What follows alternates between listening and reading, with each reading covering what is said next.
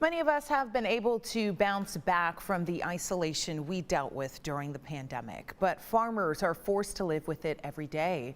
And now the industry is seeing a staggering amount of suicides. The numbers are hard to believe, and advocates are now searching for help from the state. Texas Today's Meredith Haas joins us now to share what's happening. Tahisha, this information comes from the Texas Tribune. The Texas Agricultural Department has asked the state legislature for $500,000.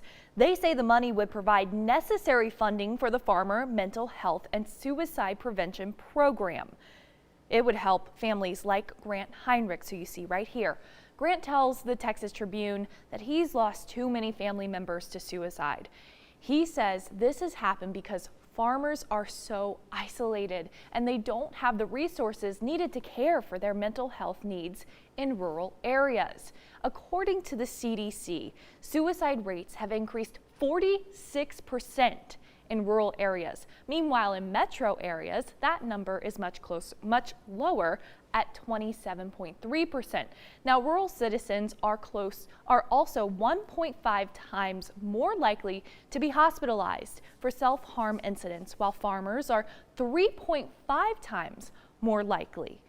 Now, Grant says other factors like financial stress farmers have felt from the last agricultural season could also be contributing to the spike in suicides.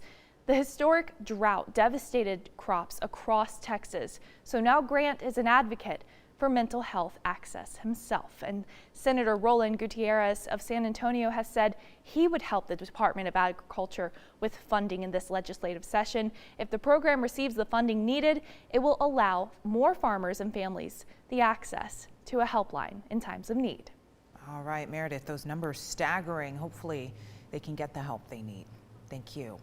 Now, of course, if you or someone you know is struggling with suicidal thoughts and need help, you can always call the free 24/7 national hotline.